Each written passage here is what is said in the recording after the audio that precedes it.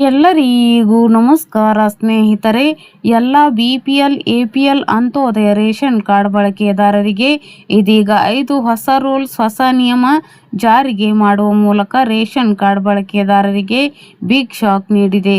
ಹೌದು, ಕಳೆದ ಕೆಲವು ದಿನಗಳಿಂದ ರೇಷನ್ ಕಾರ್ಡ್ ಎಂಬುದು ಬಹುಮುಖ್ಯ ದಾಖಲೆಗಳಲ್ಲಿ ಒಂದಾಗಿದೆ. ಪ್ರತ್ಯೇಕ ಯಾವುದೇ ಚಿಕ್ಕ ಪುಟ್ಟ ಕೆಲಸವೂ ಕೂಡ ರೇಷನ್ ಕಾರ್ಡ್ ಇಲ್ಲದೆ ನಡೆಯುತ್ತಿಲ್ಲ. ಅಷ್ಟೊಂದು ರೇಷನ್ ಕಾರ್ಡಿಗೆ ದೇಶದಲ್ಲಿ ಡಿಮ್ಯಾಂಡ್ ಇದೆ. ಹೌದು, ರೇಷನ್ ಕಾರ್ಡ್ ಇದ್ದರೆ ಪ್ರತಿ ತಿಂಗಳು ರೇಷನ್ ಅಂಗಡಿಗಳ ಮೂಲಕ ಉಚಿತ ಆಹಾರ ಧಾನ್ಯ ಜೊತೆಗೆ ಅನ್ನಭಾಗ್ಯ ಯೋಜನೆಯಡಿ ಪ್ರತಿ ತಿಂಗಳು 5 kg ಅಕ್ಕಿ ಅಥವಾ ಇದರ ಬದಲಿಗೆ ಹಣ ಕೂಡ ನೀಡಲಾಗ್ತಾ ಇತ್ತು. ಇದರ ಹೊರತಾಗಿಯೂ ಕೂಡ ರಾಜ್ಯ ಮತ್ತು ಕೇಂದ್ರ ಸರ್ಕಾರದ ಯಾವುದೇ ಯೋಜನೆ ಜಾರಿಗೆ ಮಾಡಿದರೂ ಕೂಡ ಆ ಯೋಜನೆಗಳ ಲಾಭ ಎಲ್ಲ ರೇಷನ್ ಕಾರ್ಡ್ ಇದ್ದವರಿಗೆ ಮಾತ್ರ ಸಿಗುತ್ತಿತ್ತು. ಆದರೆ ಇದೀಗ ದಿಢೀರ್ ರೇಷನ್ ಕಾರ್ಡಿಗೆ ಸಂಬಂಧಪಟ್ಟಂತೆ ಸರ್ಕಾರವು 5 ಹೊಸ ರೂಲ್ಸ್ ಹೊಸ ನಿಯಮ ಜಾರಿಗೆ ಮಾಡಿ ಪಡಿತರ ಚೀಟಿದಾರರಿಗೆ ಬಿಗ್ ಶಾಕ್ ನೀಡಿದೆ. ಈ ದಿನಾಂಕದ ಒಳಗಾಗಿ ಈ ಕೆಲಸ ಮಾಡದೇ ಇದ್ದರೆ ನಿಮ್ಮ ರೇಷನ್ ಕಾರ್ಡ್ ಸಂಪೂರ್ಣ ಸ್ಥಗಿತಗೊಳ್ಳುವುದರ ಜೊತೆಗೆ ನಿಮ್ಮ ರೇಷನ್ ಅಂಗಡಿಗಳ ಮೂಲಕ ಆಹಾರ ಧಾನ್ಯ ಕೂಡ ಸಿಗುವುದಿಲ್ಲ.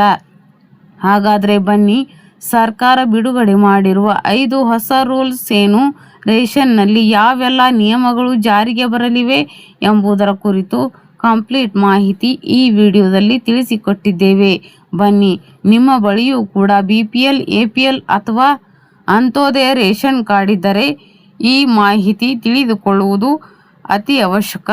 ಭಾರತದಲ್ಲಿ ಕೋಟ್ಯಾಂತರ ಕುಟುಂಬಗಳಿಗೆ ಪಡಿತರ ಚೀಟಿ ಕೇವಲ ದಾಖಲೆಯಲ್ಲ, ಅದು ಜೀವನೋಪಾಯದ ಆಧಾರವಾಗಿದೆ. ಸರ್ಕಾರದ ಸೌಲಭ್ಯಗಳು ಅರ್ಹರಿಗೆ ಮಾತ್ರ ತಲುಪಲಿ ಎಂಬ ಉದ್ದೇಶದಿಂದ ಇದೀಗ ಪಡಿತರ ವಿತರಣಾ ವ್ಯವಸ್ಥೆಯಲ್ಲಿ ಮಹತ್ವದ ಬದಲಾವಣೆಗಳನ್ನು ತರಲಾಗುತ್ತಿದೆ. ಇಂದಿನಿಂದ ಜಾರಿಗೆ ಬರುವ ಈ ಹೊಸ ನಿಯಮಗಳ ಬಗ್ಗೆ ನೀವು ತಿಳಿದುಕೊಳ್ಳದಿದ್ದರೆ ನಿಮ್ಮ ಪಡಿತರ ಸ್ಥಗಿತಗೊಳ್ಳುವ ಸಾಧ್ಯತೆ ಇದೆ.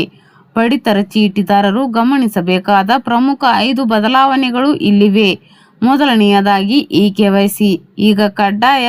ಸರ್ಕಾರವು ಎಲ್ಲ ಪಡಿತರ ಚೀಟಿ ಸದಸ್ಯರಿಗೆ KYC ಮಾಡಿಸುವುದನ್ನು ಕಡ್ಡಾಯಗೊಳಿಸಿದೆ. ಆಧಾರ್ ಮೂಲಕ ಪ್ರತಿಯೊಬ್ಬ ಫಲಾನುಭವಿಯ ಗುರುತನ್ನು ಪರಿಶೀಲಿಸಲಾಗುತ್ತದೆ. ನಿಗದಿತ ಸಮಯದೊಳಗೆ KYC ಪೂರ್ಣಗೊಳಿಸದಿದ್ದರೆ ಅಂತಹ ಸದಸ್ಯರ ಹೆಸರನ್ನು ಪಟ್ಟಿಯಿಂದ ತೆಗೆದುಹಾಕಬಹುದು ಅಥವಾ ಪಡಿತರವನ್ನು ಸ್ಥಗಿತಗೊಳಿಸಬಹುದು.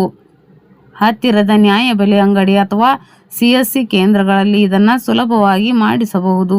ಎರಡನೆಯದಾಗಿ ಆಧಾರ್ ಲಿಂಕಿಂಗ್ ಅನಿವಾರ್ಯ. ನಕಲಿ ಪಡಿತರ ಚೀಟಿಗಳನ್ನು ತಡೆಗಟ್ಟಲು ಪಡಿತರ ಚೀಟಿಯನ್ನು ಆಧಾರ್ನೊಂದಿಗೆ ಜೋಡಿಸುವುದು ಈಗ ಕಡ್ಡಾಯ.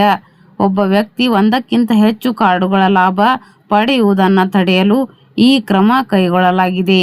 ನಿಮ್ಮ ಕಾರ್ಡ್ ಇನ್ನೂ ಆಧಾರ್ನೊಂದಿಗೆ ಲಿಂಕ್ ಆಗದಿದ್ದರೆ ತಕ್ಷಣವೇ ಮಾಡಿಸಿಕೊಳ್ಳುವುದು ಉತ್ತಮ.